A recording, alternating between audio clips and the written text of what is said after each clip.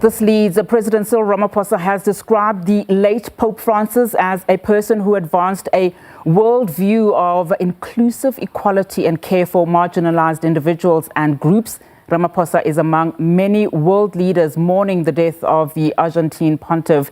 In a statement, the country's first citizen offered his condolences on behalf of the South African government to Catholics globally.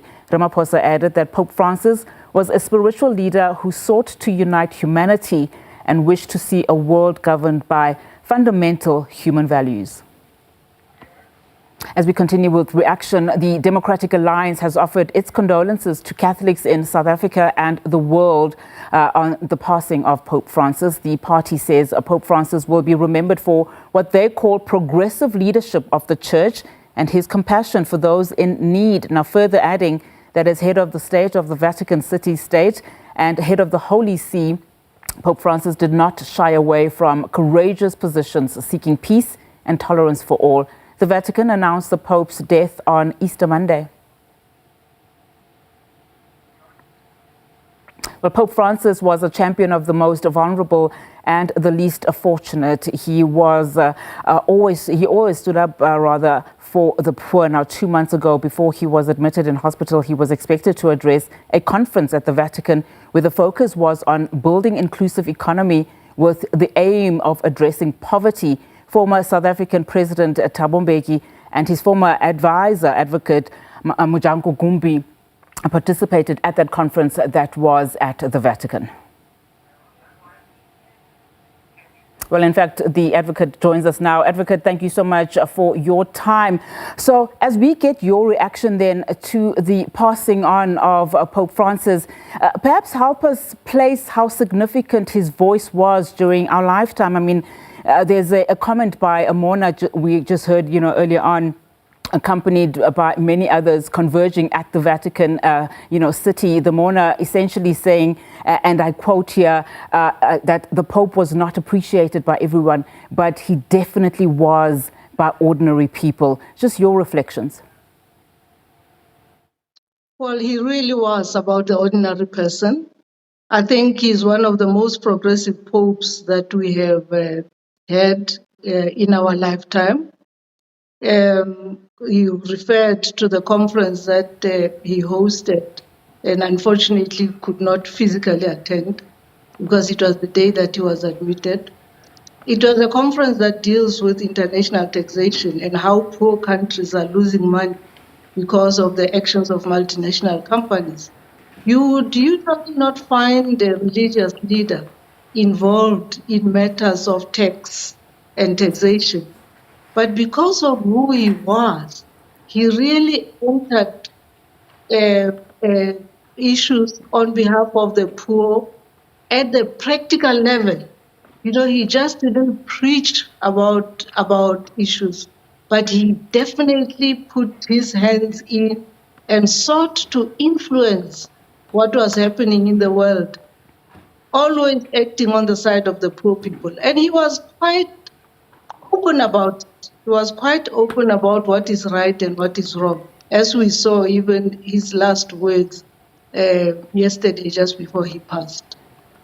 And exactly on that point, in terms of just working until the last days, I mean, he had just recently been discharged, but he still chose to go amongst the people, even though he didn't deliver necessarily a message.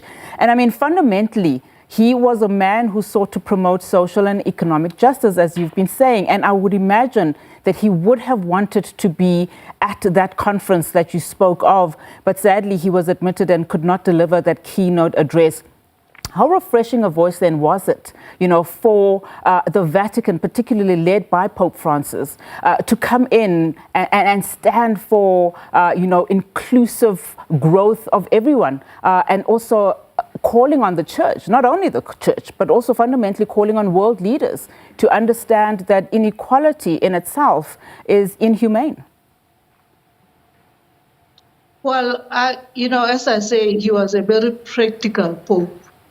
So, for instance, at this conference in February, we got the message as we were leaving South Africa that he's not well. and there's a question mark about whether he would be admitted into hospital or not. But when we got there the day before. On the morning of the conference, they kept saying, no, he's coming, because he felt that he needed to lend his own voice to this issue of international taxation, which the Secretary General of the UN has taken up very well as well. But he wouldn't send his speech. I think, just thinking about what happened yesterday, I sort of understood it, that he said, I'm going out into the crowds and I'm going out without a mask, without oxygen. Because in that conference, they kept looking at the door, like he can walk in anytime, even though we knew he was not well. And so he didn't send his speech ahead or anything. He wanted to be there himself. And until he was persuaded to go to hospital on the day and was admitted on that day. So he needed to have his voice and his actions speak for him and the church and the world, because he really was a moral leader, for the whole of humanity, not just the Roman Catholic Church. So you would see it in his action about talking about violence, talking about war, in different parts of the world. He was very, very clear about what is right and what is wrong. And I think that his voice is needed more than ever right now when the world is facing the challenges that it is. And it really is sad that we had to lose him at this stage. But as I said, even yesterday, I could imagine him saying, I'm going out there. I'm going to be with the people, even when he was not feeling well. And I mean, just on that point about, what could have led to that approach of inclusivity, and that outlook for him in terms of life. To what extent do you believe then, that the Pope's unconventional methods, as some have described it, have permanently reshaped internal church politics and decision-making processes, even as someone looking in from the outside? Well, I wouldn't classify his methods as unconventional myself. I think he was on the right side of history. I think he's informed by his own upbringing, his own experiences. All of us are products of our upbringing. I think he has experienced poverty. He has seen it, and so he came into the role as himself, and he understood the world better than most people do, most leaders do.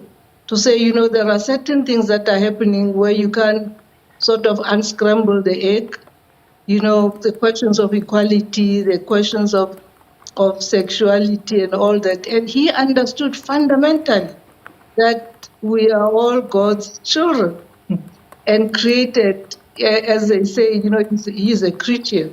And the Christians say you are created in his image. So everyone, however they present, whether they are straight or gay, Christian or not, everyone is made in the image of God. So it's not unconventional for me. He really represented his religion very well, in my view. And I mean, I'm just reflecting and looking back to just some of the words that he said, but I want to go back to the point, Advocate, that you've made about how he was able to, talk and reflect about what we are currently seeing now, politically, geopolitically. I mean, what message, as we wrap up our conversation, do you think is important in terms of how we should all remember him and how we should all reconcile whatever position, that we are in, particularly given the tradition that he was, the environment of the church that he was in, which was steeped in tradition, dating thousands of years? How do we reconcile what is happening around us like he did and still be able to kind of address that message, even in the spaces that he really, really claimed? I think the least that we can do and the least that leaders can do is to understand that, as they say, history has no blank pages. You have to understand that every action that you take has consequences. If you look at some of the things he spoke about, he spoke at length about the Palestine-Israel conflict, he spoke about Russia, he spoke about African conflicts. You really have to ask yourself, why do we have to lose one more life when we know that in the end, we are going to have to sit around the table and sort out whatever it is that we are differing upon? And I think he carried that very, very practically, as I've said, carried that message. That what purpose does it serve to just take people's lives where hundreds of people just die in order to resolve something that we can then sit and resolve? Why don't we spend those hours that we spend killing one another? Why don't we spend them around the table? We can fight, we can differ, but we don't have to just take lives willy-nilly like that.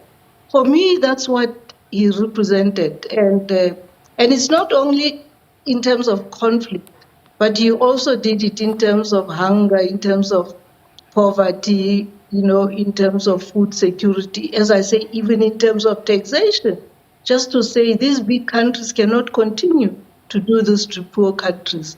So I hope that leaders, as they go forward, should really ask themselves, was it worth 300,000 lives, 200,000 lives, for us to come and talk about the same issue that we went to war about? And I hope that our leaders would really reflect carefully on that as we remember him. Ma'am, appreciate your time. Thank you so much for that. Mojanku Gumbi is the former legal advisor of former President Thabo Mbeki.